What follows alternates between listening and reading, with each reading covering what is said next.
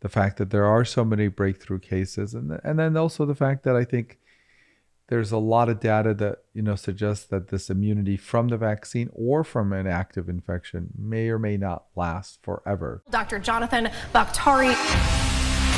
You can see it. I mean, it's crystal clear. I think it's going to really revolutionize things. Which is a big game changer.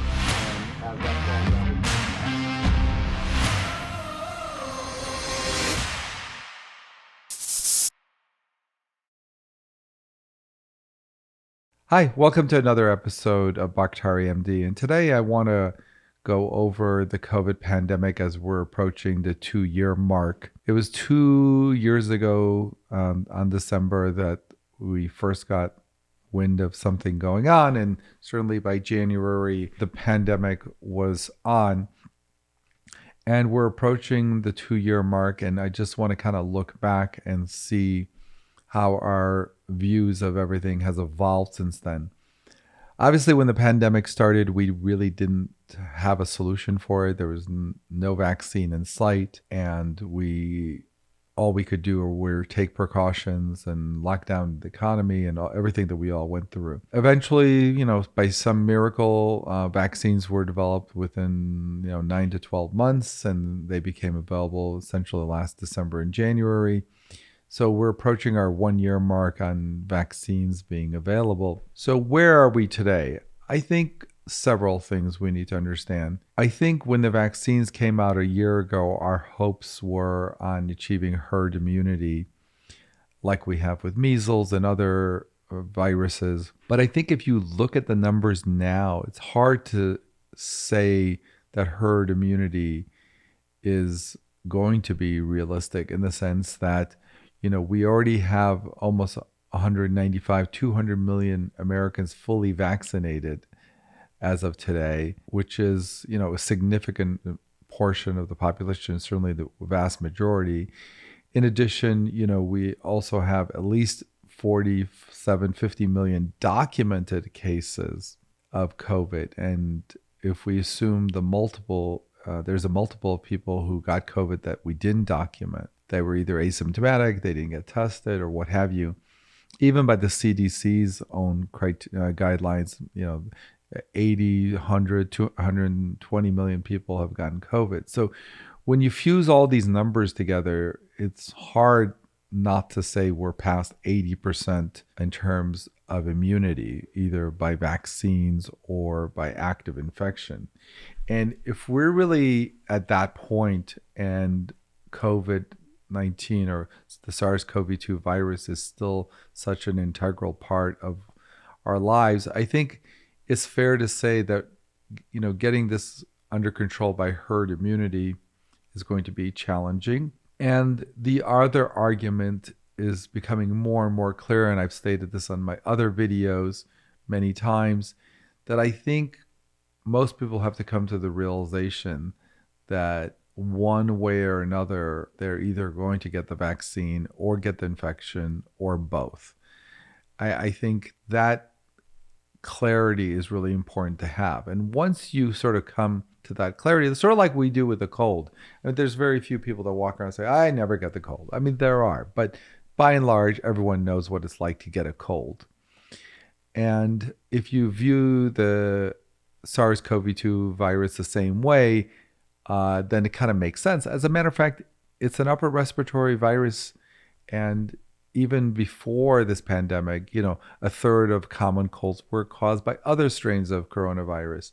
So this virus is doing what it does, which is to become endemic. Obviously, it's a lot more lethal and a lot more challenging, especially in the elderly or people with risk factors. It's not a simple cold for them, and just randomly for other people too. So, but in terms of how it's acting, in terms of how it spreads and who it impacts, it's certainly looking like our, run-of-the-mill upper respiratory viruses. Run-of-the-mill not by the consequences, but how it spreads and how easy it is to contract it. So I think there's maybe a shift going on in sort of viewing this as a pandemic now that's slowly transitioning into something that's just going to be part of life. And our job now is to try to see what we can do to minimize the damage, both in terms of people getting ill, as well as, of course, getting hospitalized and dying. So our job is there. And so the good news is that a lot of people have been vaccinated and a lot of people have gotten the infection. To a certain extent, for at least for a while, that will mitigate potentially their, getting hospitalized or dying. We know the risk of dying is significantly higher if you've not been vaccinated. So we all know that. And then, of course, both Merck and Pfizer have announced oral therapy that will reduce the severity or hospitalization and death of the SARS-CoV-2 virus. And those are pretty much in the pipeline and should be coming out relatively soon. So I think the vaccines as well as some oral therapy is probably, the next phase of what we're going to go through.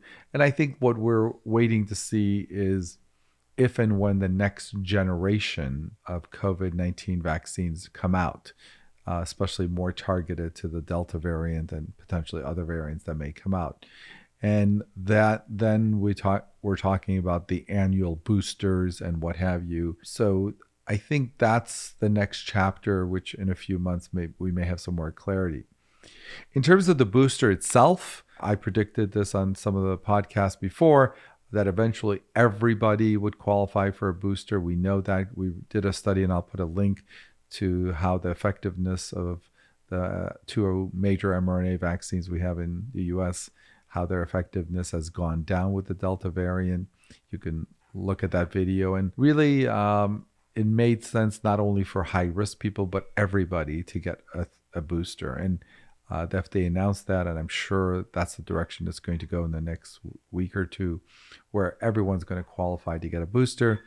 And as I've said many times on this program before, is it really a booster or is it a 3-shot series?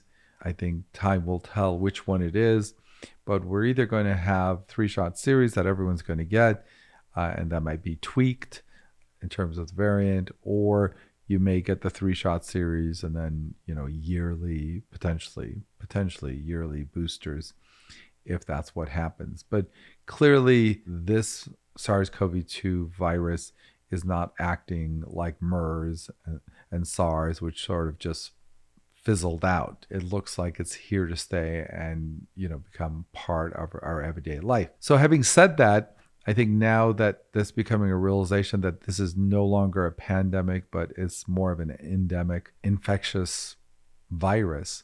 How is society going to respond to it? What are we going to do with long-term masking? What are we going to do with long-term social distancing? What are we going to do about, the work environment? And what are we going to do about, different interactions we have in crowded spaces and what have you. So some of these things still need to be ironed out. But having said that, I think for those of us who are just holding our breath for it to end once we got to herd immunity, it may not turn out that way. And so I think, like anything else, coming to grips the reality of the situation. I think first, nobody believed that there could be a pandemic, and nobody thought there would be a pandemic that would last 24 months. But now I think the new realization is to say, yes, the pandemic may slowly fade into what's just an endemic situation, which is we're going to have to figure out how to live with yet a new type of coronavirus. I think the thing that really burst the bubble, converting it from a pandemic to an endemic, what kind of psychologically broke the bubble for people was this number of breakthrough cases. I think had the Delta variant not occurred and had the vaccines stayed 95% effective in catching the disease, I think it would have been a different story. But I think the fact that there are so many breakthrough cases, and then also the fact that I think there's a lot of data that suggests that this immunity from the vaccine or from an active infection may or may not last forever. We know with other coronaviruses, you can get reinfected. Even if you've had it and you have immunity, it doesn't, with other coronaviruses, last forever. So the question is, how long will this last? And whether it's the immunity from the vaccine or immunity from natural infection. So I think those are the unanswered questions, but the fact that you're asking those questions really makes this much more of an endemic situation than a pandemic. For this endemic to really be even under more control, we only have 3.26 billion fully vaccinated people, which is only 41% of the population. So I think we'll have a better feel for what the endemic looks like when that number is closer to 60, 70, 80% of the world population vaccinated. I know there's certain countries are gearing up to produce even more vaccines and get more and more of the world vaccinated. But yeah, I think getting 60, 70, 80% of the world vaccinated will really make a dent in the rate of new variants. I'm not saying there won't be any, but it will certainly reduce the rate, and of course it'll reduce the worst side, the worst outcome of catching the virus. I think as the world population becomes vaccinated, and as people get the infection, develop herd immunity by active infection, those two things will change the face of the endemic situation. How fast, how quickly we can go from 40% to 60 to 70% will determine that. And certain countries are gearing up to produce a lot more vaccines in 2022. If that were to happen and it's readily available to anyone and everyone, I think we'll see a significant change in everything. I think these are the challenges that we have. The good news is the vaccines still work in terms of keeping you alive and keeping you out of the hospital for the most part. And the good news is we have new antiviral therapies that work. I think in previous videos we talked about doing good double-blinded control studies to prove them, not just randomly take anything that we thought would work, and those studies are out. And I'm confident that those two new drugs will have a dramatic impact. And then we wait for the vaccine manufacturers to potentially roll out and study newer versions of the coronavirus vaccine in the next 3 to 6 months. And I certainly will be interested to see what happens by next fall if a new vaccine evolves by then. So I think that's, in summation, an update of where we are. I think we're more in the endemic. We're going to have to live with it and figure it out. Thank you so much for watching. Make sure you like, comment, and subscribe if you liked this video.